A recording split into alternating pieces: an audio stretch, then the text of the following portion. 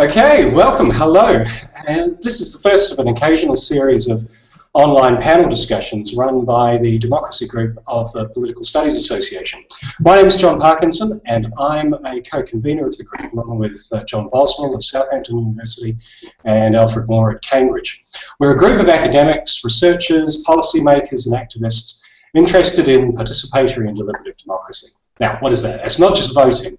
It's about the conversations that go on around kitchen tables, on social media, in the newspapers, radio and television, as well as the more formal conversations that happen in parliaments, committees, council chambers, party rooms, wherever.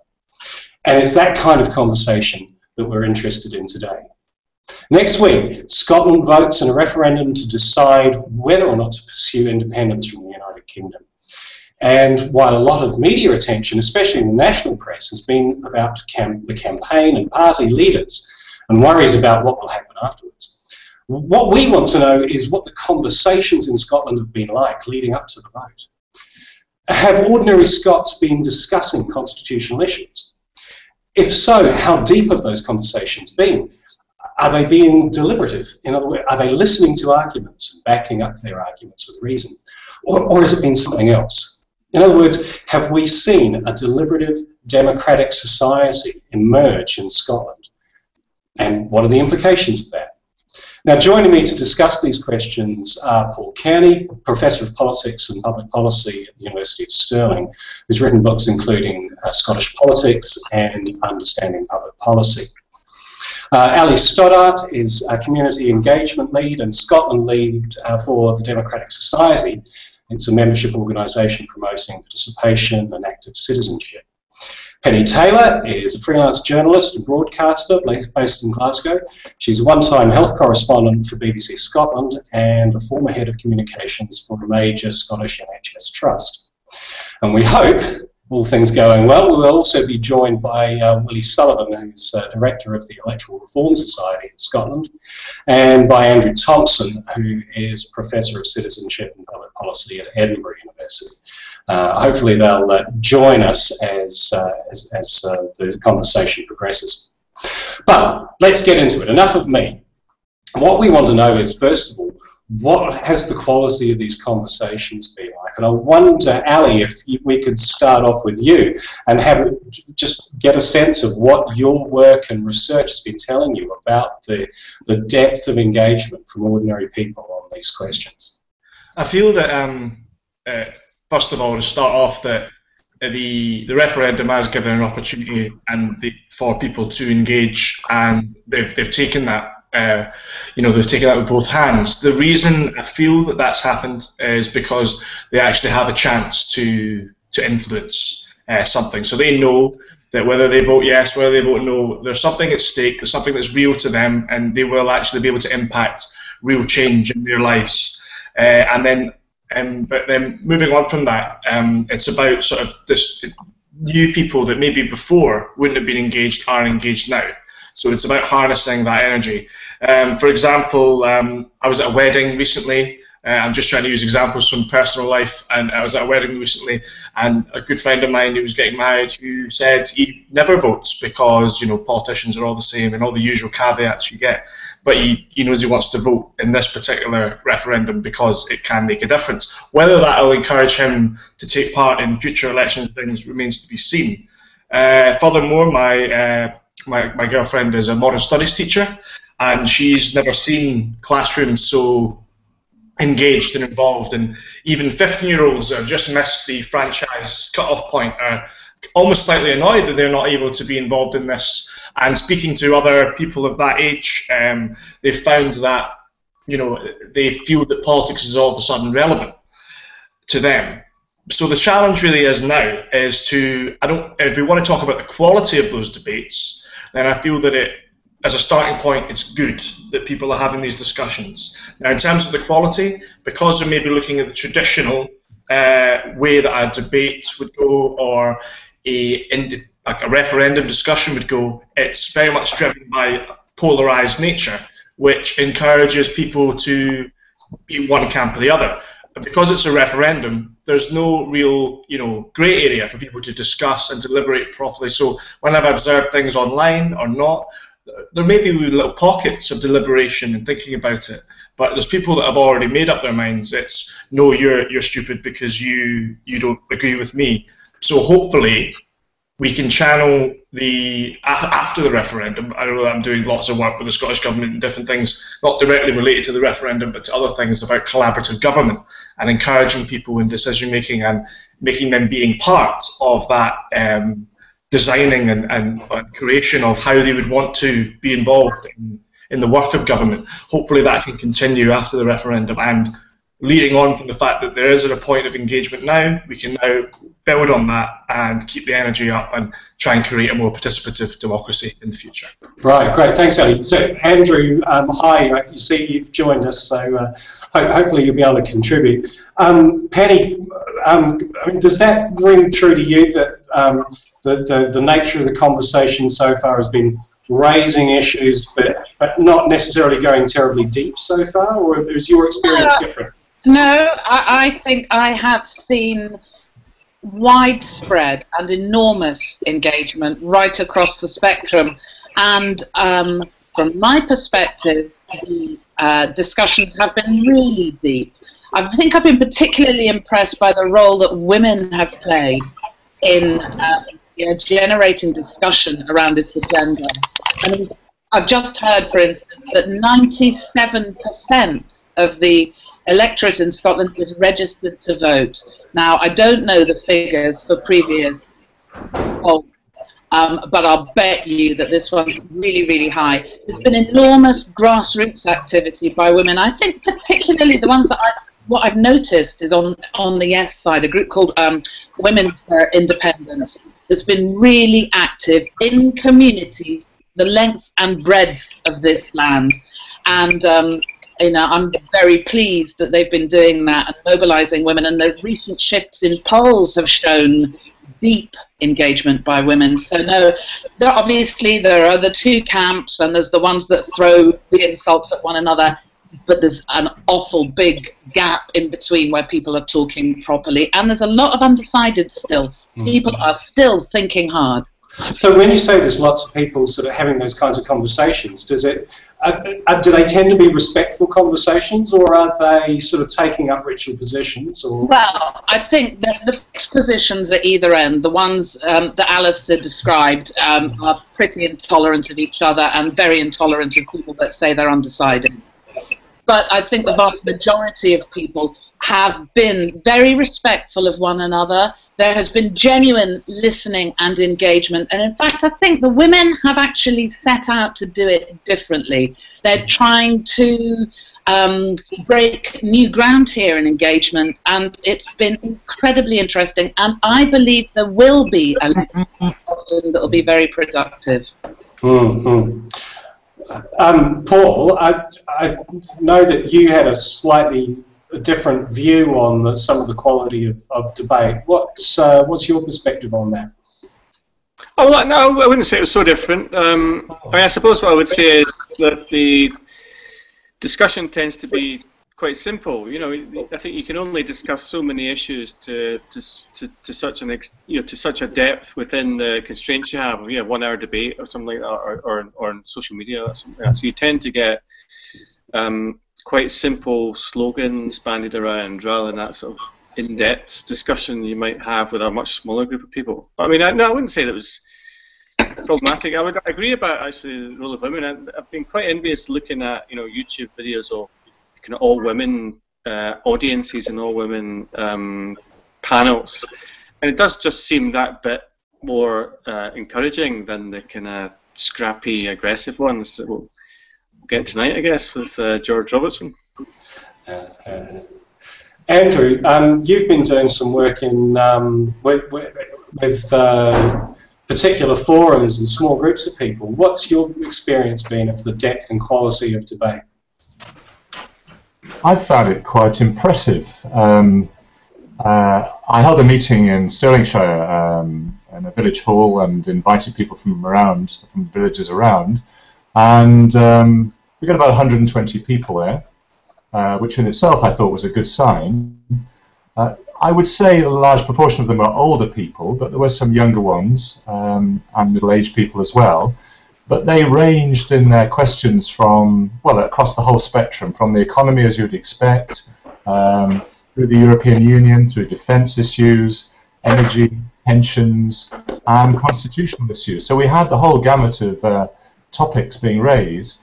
One of the things I found very interesting at the end of the discussion, people were extremely satisfied with it, but they said that they were so pleased there were no politicians at the meeting, nor media people, so they could actually have a decent conversation about it.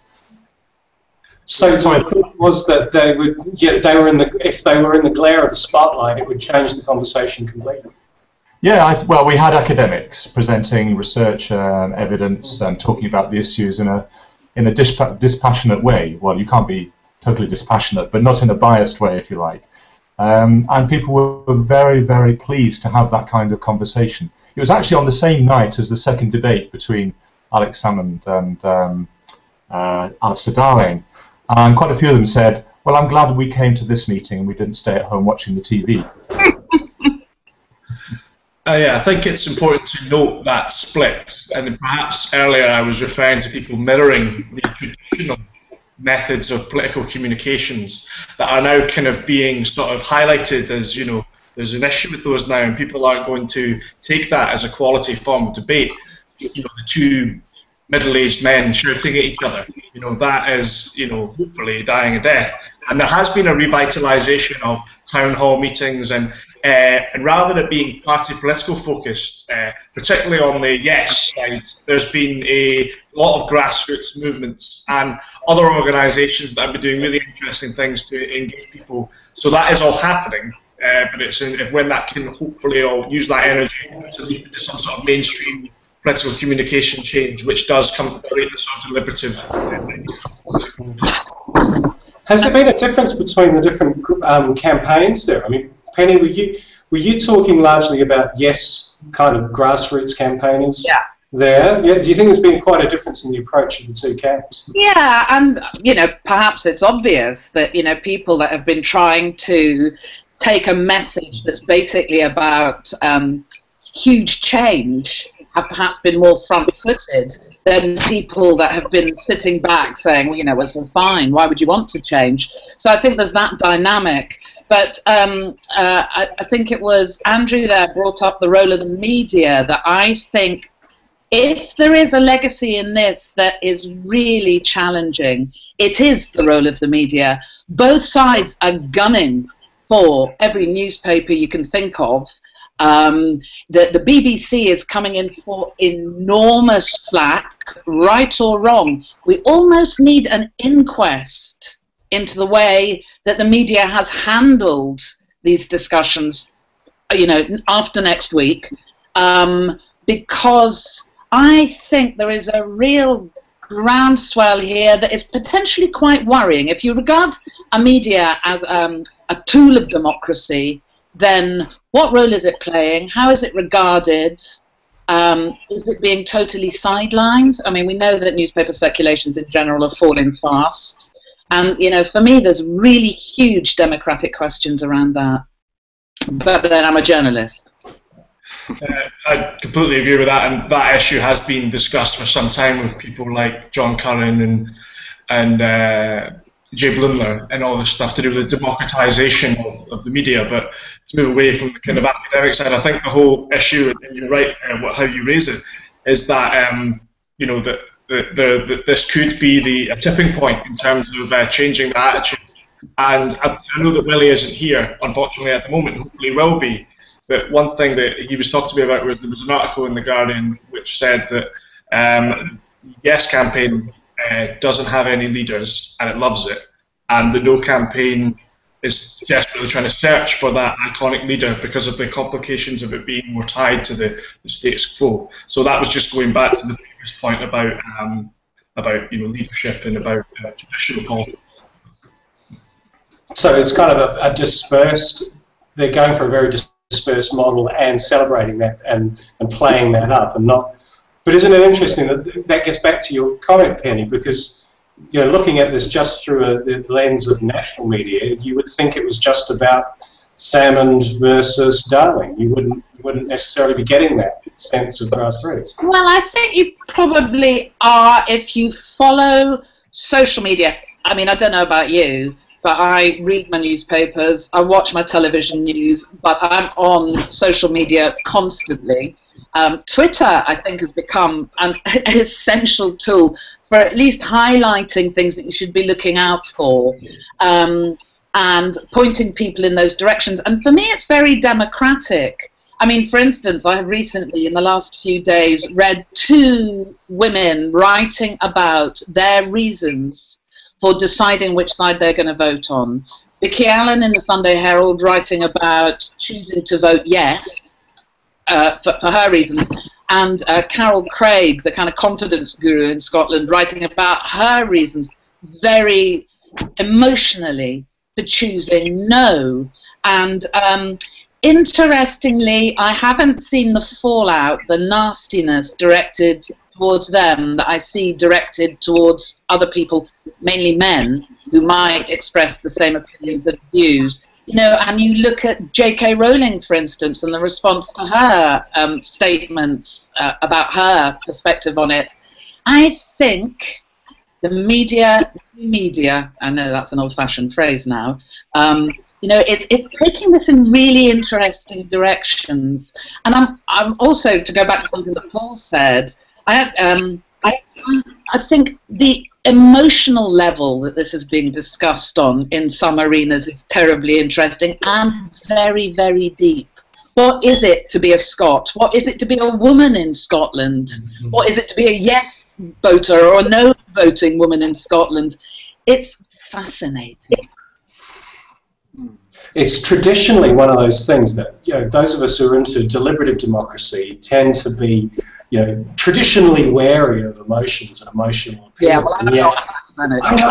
It's one of the whole reasons why the things sort of, you know, become more interesting again, is because people have started to realise that this dismissal of emotion was just a massive mistake in many respects, and now we're seeing it played out, and we're seeing it talked about in really interesting ways. But I think it's also, there's an analysis of spin that I see on a very sophisticated level as well, because people are seeing their emotions being attempts to manipulate their emotions, and as saying, hey, wait a minute, you know, you don't speak for me in that. And I don't think the spin is necessarily working like people are intending it to. We're in new territory here. Yeah, absolutely. I think this has also marked, hopefully, the death of the spin room. I tuned in to see the first STV debate, which was unfortunately not broadcast throughout the whole of the United Kingdom, which may be something else we can get onto later. But straight away they were like, oh yes, and here we are in the spin room, and I just put my head in my hands. You know. But as that's evolved, you know, the spin room is disappearing, and then I know that STV did another debate with, well, first of all, with not just, you know, Darling and Savin, there was other people in the debate, a mix of people from different backgrounds, and it was more a kind of town hall style, and there was no spin room. So I don't know, we'll wait and see if that dies a death, but I feel that people have, like Penny says, sort of caught on to the emotions being manipulated and such like, and people are thinking about emotions in a much more emotionally intelligent way, rather than just somebody talking about having their heart broken, if of course, really other. the danger is that the spin just gets more sophisticated. Yeah.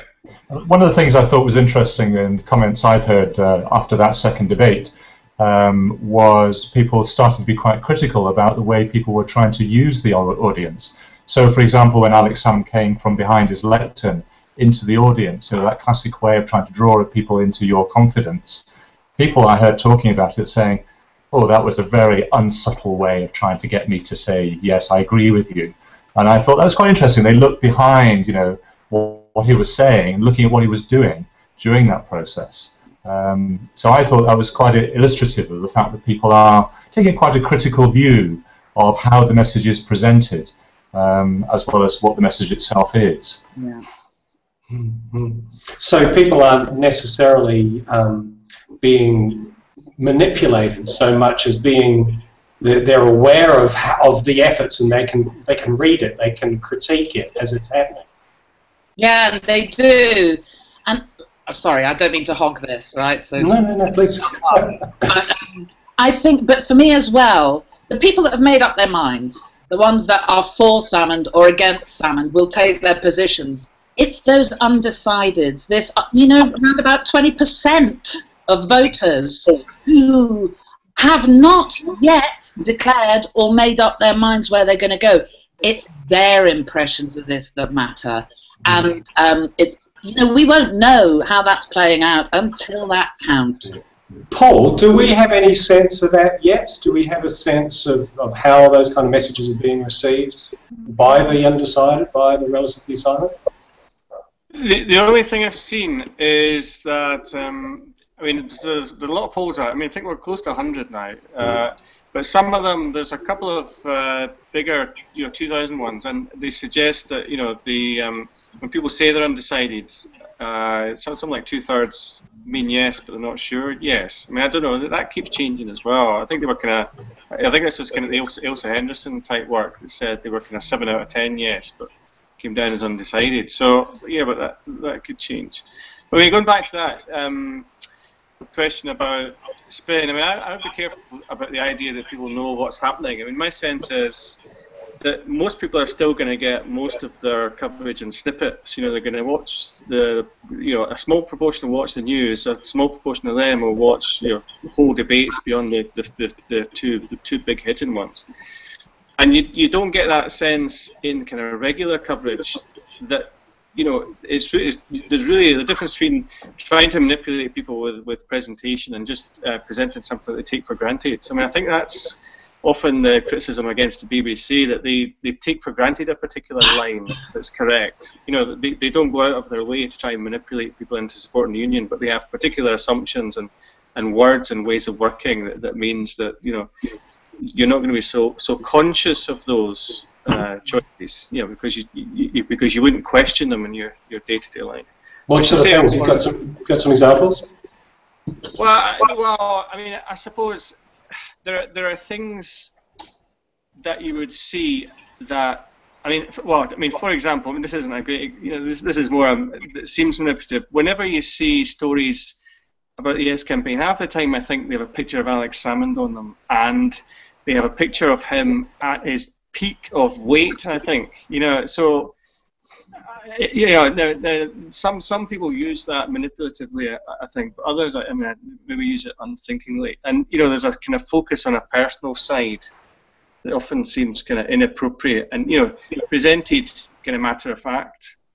And I think also when you see the snippets, Sky News, BBC News snippets, they're going to condense a debate into 1 or 2 minutes, and they really have to choose what they think the key points are there. And it might not be that they've chosen them to manipulate people, but they still have to choose. And I wouldn't say that I could identify particular parts of bias, but there is that choice there. Andrew, do you see though that those sort of background conditions of the communication environment, does that have an effect on the kinds of processes you were looking at, on these sort of grassroots engagement? Do people just sort of bracket that off, and are they able to sort of go through the issues separate from those kinds of media presentations? I don't know. It's difficult to say, but my sense is, and it's only based on a few groups, if you like, is that people are very keen to dig behind the surface. And they're quite critical of the way the message is presented, to try and understand what are the arguments that underpin the yes or no counts. Because I think they're desperate to get some answers to the big question. And I think the don't knows are not necessarily people who haven't really thought about it. I think they're tossing up between the arguments for and against and can't quite decide which way they're going to come down. So I think there's an incredible commitment to engaging in that process. And a bit of frustration, I sense, that often they're presented with things which are really not strictly helping them make that decision. I suppose it's inevitable in the political debate that people try to argue for or against a position, and what they want to do is to make up their minds themselves by listening to the arguments behind it and trying to make a considered judgment. But I just wondered then, maybe what a deliberative environment, there's kind of an inbuilt conservative bias there, because it's a standard in any referendum campaign. It's a standard negative tactic to get people focused in on the detail, focus them on the contradictions, focus them on the vast amount we don't know, confuse them, scare them, worry them. Whereas a yes campaign always wants to sell a vision. They want to sell an idea of the future. They want to sell an identity. And so maybe deliberative processes, by their very nature, zero us in on the hard stuff, get us to focus on questions that we can't possibly know the answer to. Well, there's been a lot of scaremongering actually on both sides. Neither side, I mean, perhaps more, it might be argued on the no, because it's, you know, it's been called Project Fear, for instance, but it's happened on the yes side as well. And I think that people are trying to pick their way through it. There aren't answers to a lot of this. We do not know what the future would hold for Scotland, and one side is asking for a leap of faith, and that is, in my experience, pretty unprecedented, you know. And on the other side, we've got, you know, vague notions of more powers for Scotland. Unquantified, we don't know what those are either. So to an extent, that's a leap of faith. Which leap do you make? And this kind of brings me on. I'm really delighted that I'm able to use my sausage analogy now to describe the debate in a certain respect in relation to what we've been talking about. So if we make it as a truism that everybody likes sausages, you know, you could like vegetarian sausages if you wanted, but make it as a truism that everyone likes sausages, and that's a positive thing, something that more people would want. And the Yes campaign would say that in an independent Scotland, there's going to be a sausage stipend, there's going to be sausages for everyone, every child will have sausages, and you know, and it's going to be a wonderful thing. So then the No campaign would come in and say, yeah, but what's in those sausages? You know, and to put that, to sow that seed of doubt. And but I mean, I'm using sausages, but you can also use the same for oil or anything like that, trying to take it away from reality a little bit. But it's the same with oil. It's, oh, we're going to have, you know, we've got all this oil wealth, and then the No campaign say, yeah, but how long will that last? You know, it's not this seeding of, maybe rather less than fear, it's more about doubt, I think. And if you make enough people doubt enough, then they won't go all the way through with it. People think. I think part of the issue is to do with trust, though. You know, on the no side, people are worried that those apparent promises will not actually transpire. I mean, there is no guarantee that these powers which they've been promising, the elites have been promising, will go through Parliament in Westminster. So there's no guarantee. So it's a risk on that side as well as this risk of leaping into the future, not knowing what's going to happen there. I think there's a very interesting difference as well between men and women on this issue. I don't know if Penny would like to comment on this, that it does seem to be the case that women are, I don't know if they're more risk averse, but more likely to vote no than yes, or has been the case up to now in the polls. And I'm just wondering if that does reflect other concerns as a woman rather than a man would see it. Well, that was proposed as a reason in the beginning, but I think in the latest polls, I mean, maybe Paul will know more, actually more women who had been undecided are coming down for yes. So, no, I think that's far too simplistic, and might I venture a male opinion than it is perhaps rooted in reality. But as I say, I'm not an academic, and this is not research-based. Well, I'm reflecting research done by a woman, so I'm just presenting her view. So that's my defence. But I just wondered if you had a reaction to that idea, but obviously you do. Well, that's my reaction. Can I say I think at least one campaign is trying to exploit that idea that men and women are different. So, you know, and I mean that's one of those annoying things, that, you know, that there's a sense that some people think with their hearts and some people think with their heads, and I've forgotten which of the men and which of the women there. But, you know, it's nonsensical whatever the split is. But I think that, you know, that ties into this idea that both campaigns are using psychological techniques. And I think for the no side, you can make their case quite easily. You can say, well, the status quo is, devolution is what we have, and that's the status quo. So you have to demonstrate that that something else would be better. And I think that's, if people accept that, then anything beyond what happens now is risky and uncertain.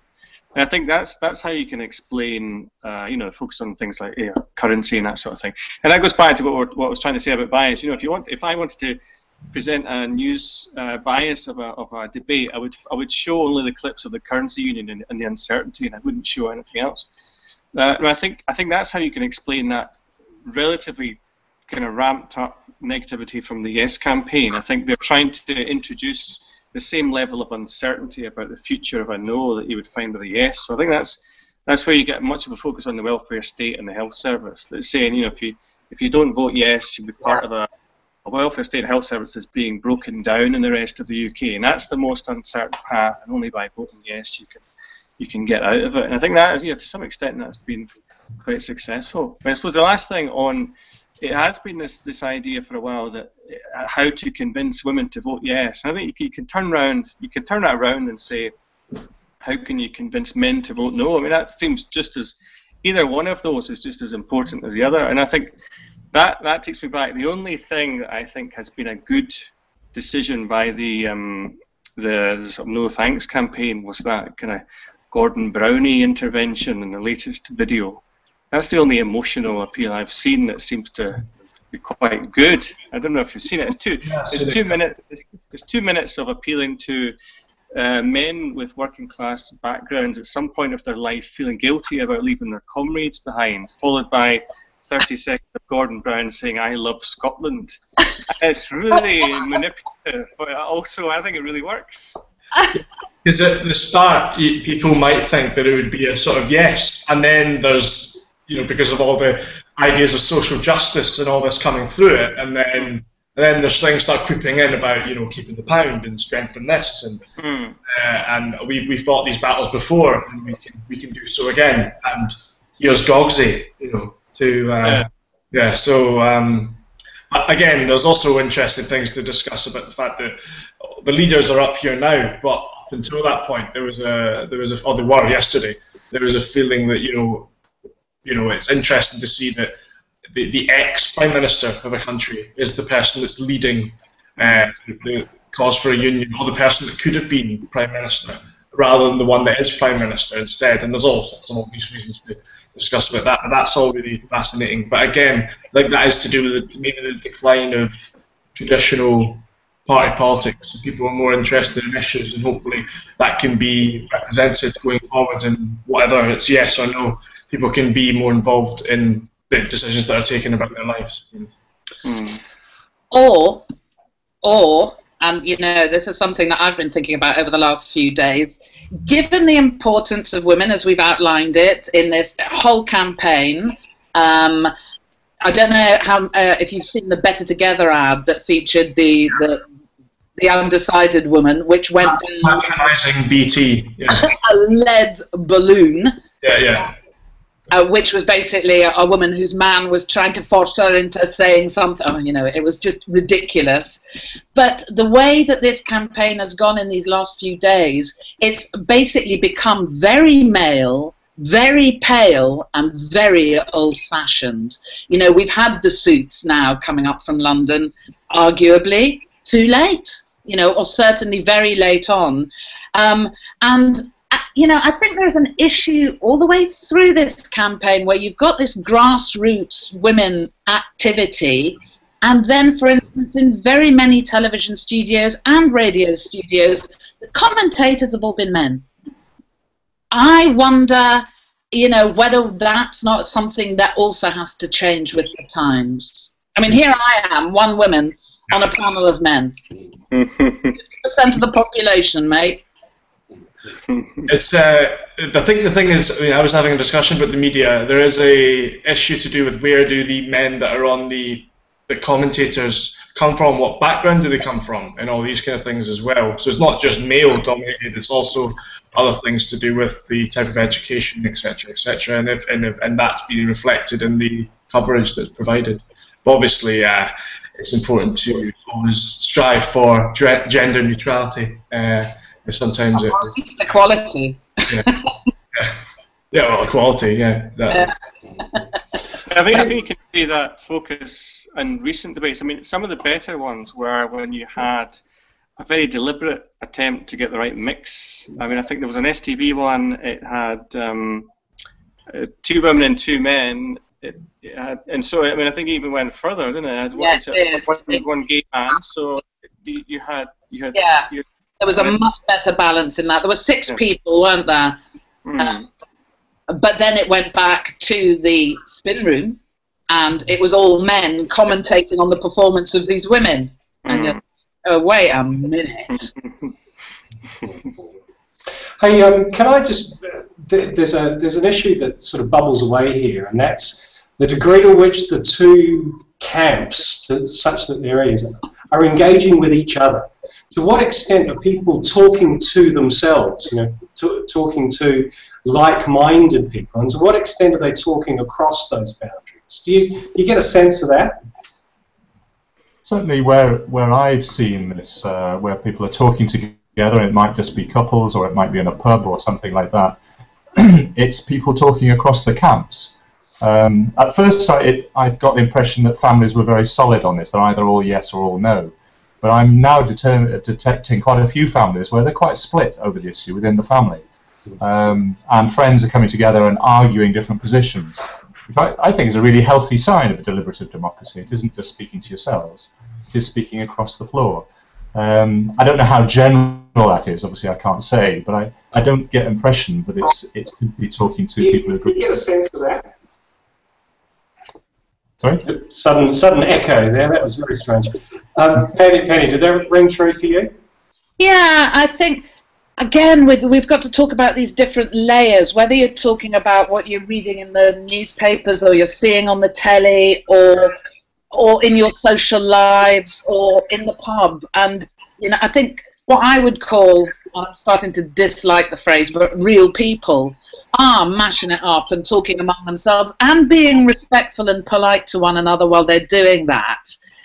I think on Twitter you've got the 2 big camps who want to shoot one another all the time, verbally, I hope, you know, nothing more than that. So, yeah, it's multi-layered, isn't it? I mean, people used to buy a newspaper that reflected their political opinion, yeah? You would buy the Record because you voted Labour, or the Mail because you were a Tory, or and I think less and less so people are sitting in the same kind of ruts, and I think social media opens up their worlds a little bit. That's interesting, because the normal criticism of social media is that it creates these echo chambers where people only follow like-minded and they unfollow people who disagree with them, and that it creates these little enclaves. But you're saying that's not been the case? Not my experience at all. And I do know that as somebody that commentates on this, whenever you stick your head above a parapet, you get it shot at by both sides sometimes, and people start following you. So then there's very few people that I unfollow, and so I'm hearing a massively wide spectrum of opinion that before I wouldn't necessarily have been able to tap into, and it's been really educative for me. I would agree with Penny's points about families and smaller groups being a lot more understanding and talking about that. I know, talking with my friends, I know some of my friends are yes, some are no, and there is, I don't think there's any changing minds going on, but there is just discussion about it. I don't know whether you can show anybody's changing minds, but they are discussing it in a kind of polite and reasoned way, and you can kind of work out why people feel that way, what's important to them, and what's important to other people. Whereas, again, on social media, there is, although I think the echo chamber, to a certain extent, but you can get around that. But it is the parapet issue and the mudslinging and the really horrible, aggressive environment that comes up. The sort of, if you were only focusing on that, it would kind of really ruin your opinion. But there's also real humour. There's some really funny stuff running as well that you know has you in stitches that you wouldn't necessarily tap into any other way. Yeah, there was the picture of Taggart the other day. I don't know if you've seen that one. No, but I'll look at it. It probably won't translate, but it was about, you can't say we have new powers now. There's been a purda instead of there's been a murder. But anyway, the humour as well. So there's positive aspects to it too. There's different.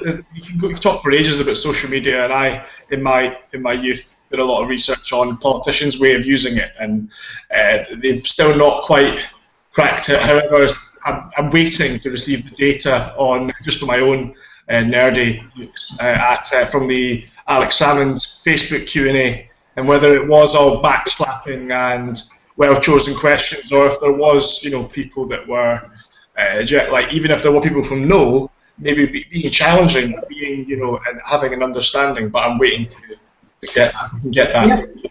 Thanks, Ali. So the other question I wanted to ask you all was get a sense of whether people are talking about how Scotland does democracy.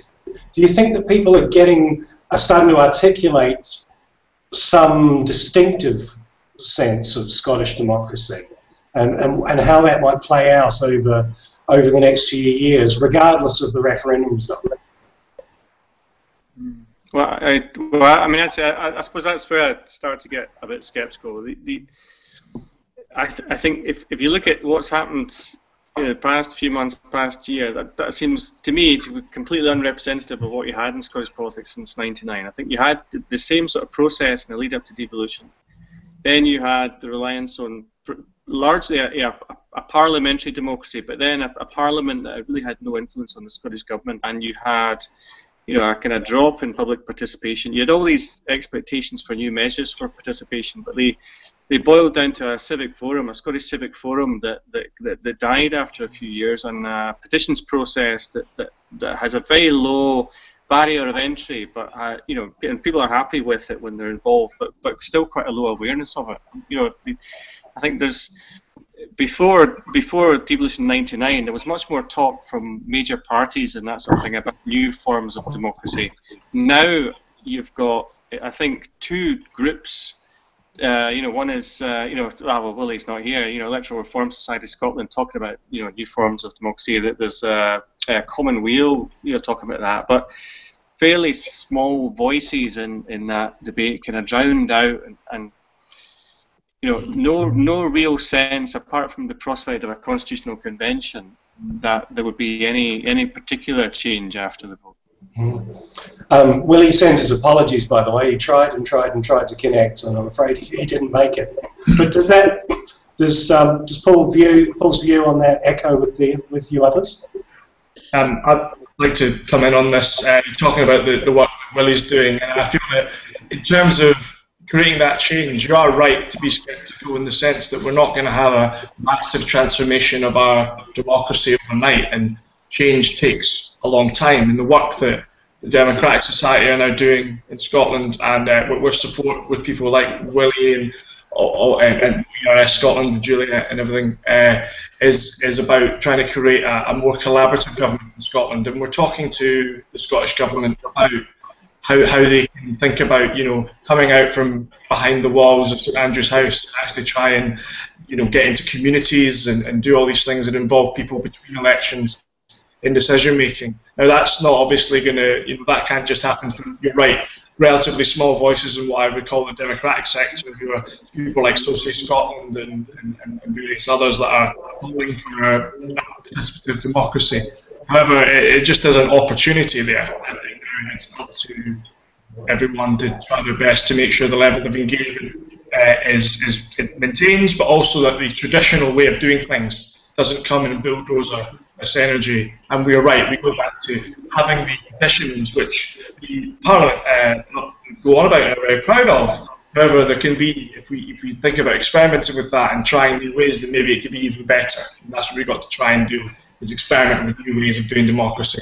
Hopefully we can create a more participative future. Yeah, I mean, the impression I've got is that people feel that there is a potential for much more involvement because if you like, the unit is much smaller. You're talking about only 5 million people being close to a parliament as opposed to one of 60, 65 million people. It will make a difference. Now, that might be wishful thinking, and we may be cynical about some of those processes. But in fact, you know, if you look at a lot of the policies, public policies in Scotland, which are based on mutuality, partnership, and so on, okay, you might be critical of some of that, but I think it has engaged people in a way which you don't see to the same extent down south. So I think people can see practical examples. It may not be politics in the normal sense of the word, how people understand that word, but they are getting involved, they are in partnerships on healthcare, on education, and so on, in various fora. And so I think there are practical examples which people can point to. So I think they see there's a potential advantage of being in a smaller polity. But I don't know how sustainable that is and whether people will go back to saying, oh, it's just the same as it was when we had the old system.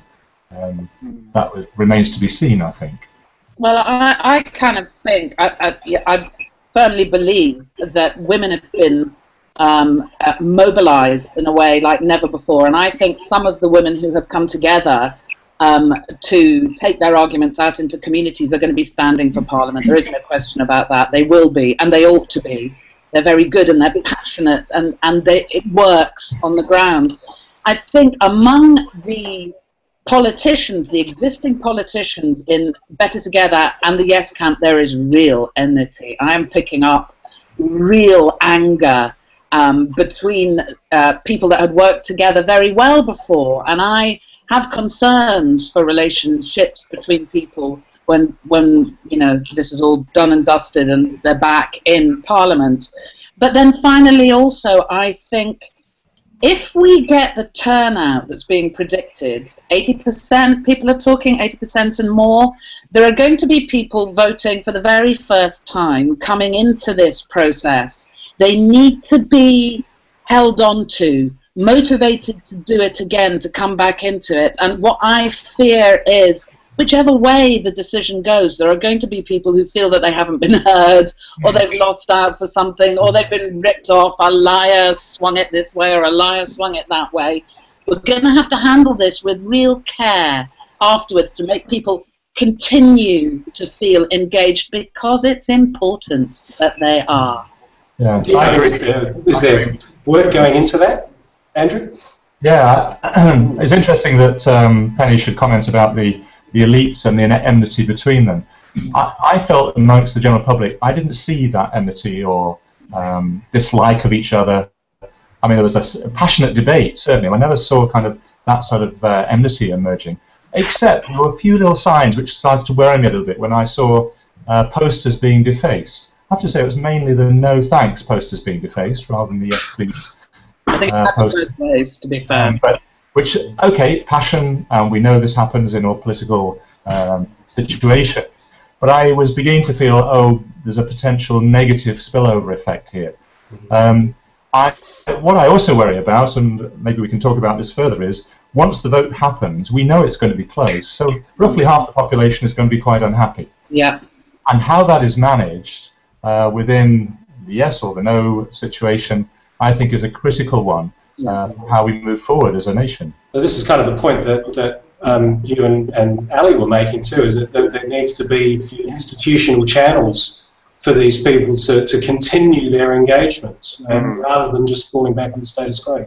I say, I mean, as things stand, that's one of the least discussed parts of the whole process. I think, you know, as things stand, nothing will change. And so, I mean, there is a great comparison with devolution. You know, the turnout was almost as high. It was 74% turnout for the devolution referendum, albeit with a much, you know, it wasn't so close. You know, so there wasn't that need for, you know, for that sort of reconciliation.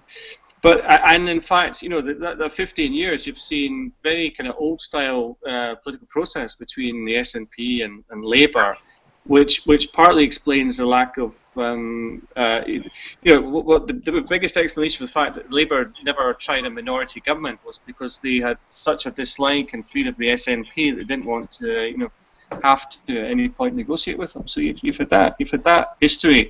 And I think that so the big difference is in terms of the background of MSPs, for example. Yeah, there were far more women than there were in Westminster. You know, that was your instant success, and you might see something similar. But if you look at the rest of their backgrounds, you know, they are similarly levels of that what you'd call a political class. You know, the backgrounds are sort of the background is sort of geared towards engaging in politics rather than from a wide range of the population.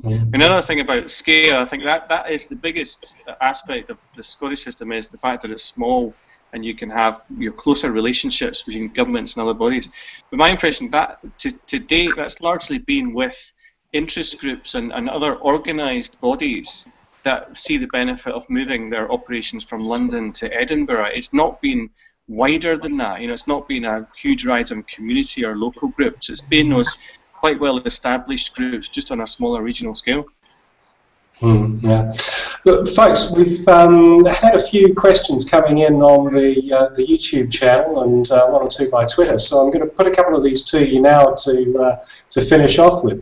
The first one is, have people been thinking about the long term, about the next 100 years, or is the debate focusing more on the current government in Westminster and the possible immediate consequences? Yeah, go ahead. I'd say, unfortunately, the latter. However, there was some research recently that did show, I'm trying to remember who did it, but I think it might have been this. No, I can't remember. But there was about 75% of people were really wanting their politicians and their representatives and their governments to look at things in a long-term way. But I don't think that's being reflected at the minute. I don't know what other people think. I don't know. I mean, thinking back to the groups that I've talked with, a good example of this would be oil. Okay, it has some short-term benefits and perhaps keeping the hole in the finances a bit smaller than it might otherwise be. But a lot of the debate wasn't about that. It was saying we should be thinking about getting rid of oil. We shouldn't be thinking of a future with oil. We should be going beyond that. We have to think 50 years down the line when oil is an irrelevance to us. We have to think about the energy policies that we need for those future generations. Now, I'm not saying that means that everyone's thinking long term, but I think certainly when people started getting into the discussions, the impression I got was that they were wanting to move beyond the superficial, the here and now, to saying this isn't a decision which is going to affect the next 5 years. This is for our lives and our children's lives. So we actually do have to think beyond this. It's my impression that people have been thinking long term about the big concept. Independence. I don't think anybody imagines that independence is for 5 years and then you can change your mind. So you don't get much longer term than that. But then again, when you look at the last couple of days and the arguments about pensions and your bank account, your mortgage, then you're being invited to think about them now, and people are trying to bring you back to, and then again, when you have conversations in the pub, people are talking about it might be tough for 2 generations, but on the other side of that, maybe it's better. So really, it's an individual, again, it's back to how are you meant to respond to this? Are you meant to care about your own old age? Or are you meant to be thinking about great-grandchildren not yet born? It's a really hard ask of people. Yeah. Hey, there's another question that's come in, and this is an interesting one. Could this be a precedent for a more directly democratic country? So if the referendum achieves the desired outcome for the Yes campaigners, will people want more direct participation in an independent Scotland now that they've tasted the power? Well, I would hope that they wouldn't want just to be like Switzerland and have referendums all the time. I think that would be disastrous because there's no grey area and there's no space for proper deliberation and consensus and coming together to collaborate to solve a problem. If there was more things like that, then that would be wonderful. But I mean, it depends. When they say direct participation, it'd be interesting to think a little bit more about what they mean by that and what we think that means in terms of the future. I'm a little bit concerned that maybe a lot of the debate that's been taking place in Scotland has been led by the political elites. And I'm thinking here of Catalonia, where the elites were out of touch with the people. It was the people themselves who were demanding much more debate about this, much more push for democracy. And whether you agree with it or not, I mean, some of the elites then had to come into line and start to take the position, oh, well, maybe we need to have a discussion and a debate about this. And to me, that offers a much more potential for democratic society than perhaps the way we've gone about it in Scotland, where it's very much elite-led. But in our existing political system, it's really quite difficult to have those debates, right? The field that I'm interested in, health service, you know, 10, 12 years ago, there was big national discussion about what we should do to equip our health service to meet the demands of the future. And there was an agreed, you know, there was a report by a guy called Professor David Adair, a group led by him, clinically led, that basically said, here's some really difficult things we've got to do. We've had public meetings, we've talked them through, here you are politicians. The politicians took that report and then it suddenly all went ape when it came down to individuals' constituencies. There's a big mismatch and a block here, and I'd love to hear ideas for community engagement in the future that means that we can take these arguments into community and let community understand and decide, and it doesn't get hijacked by the politics. There's a potential example that we're experimenting with at the moment, the NHS in England, which is the NHS system, which is growing all the time, and that's effectively because now the NHS board in England is NHS in England is no longer, a lot of the responsibility has been removed from the Department of Health and moved to this NHS England board. There's a requirement to create a democratic infrastructure, and what the Democratic Society are doing, along with Involve and Public Eye and the Tavistock Institute, and most importantly, people, is try and find a way of kind of creating what that infrastructure would look like, and a way to make sure that people's issues are farmed out into the different local areas where there's a local problem, but then areas of national importance that can be discussed go to the board directly, and that's discussed with people, maybe in the form of citizen juries and the like, and obviously a focus on community is important as well. But there's lots of things to look at, and I think the main issue is so that's an example maybe, but again, it's all about experimenting with it and working with what works, what doesn't, and then eventually through iteration you will kind of get maybe a more positive outcome in terms of participation. There's a piece on the group blog, actually, from Ian MacLeod at Robert Gordon University, who's argued that some of the stuff that happened around 1997 has been lost a bit, that there are concrete proposals for a more participatory parliament, for example, more citizen involvement in the parliamentary process, and those kinds of things I think would be really useful. So it's not all disaggregated. It's not all ad hoc events on discrete topics here and there and everywhere, but that's backed up with some national plug-in, institutions that have some visibility as well. Hey, that's me talking as a theorist rather than somebody who knows it on the ground. One last one, and it's about how the rest of the country has been represented in the debate. The question is, how has the rest of the UK been represented? While the rest have no power to decide, they are going to be deeply affected. So how is it being talked about? I don't think it has been talked about. I think people are waking up to it really, really late in the process. England's, you know, suddenly thinking, oh, hang on a minute, you know, what does it actually mean for us if Scotland goes? And some of the language I've heard over the last sort of 48 hours would indicate that we're badly needed. Nobody's ever said that here before, as far as I can tell. I think there's interest. Sorry, interest in Wales clearly to see what will happen in Scotland. But I think if you're asking about, well, are the Scots talking about what's going to happen elsewhere, I don't think so at all. I don't think there's any consideration going on for that side of the border. Well, I wonder. I think the only thing which I've heard come up is, well, what happens to the rest of the country if the Scots are no longer part of it? Will it then become Tory land forever? And that is obviously a concern to some people in Scotland. Although the evidence, I don't think, supports that.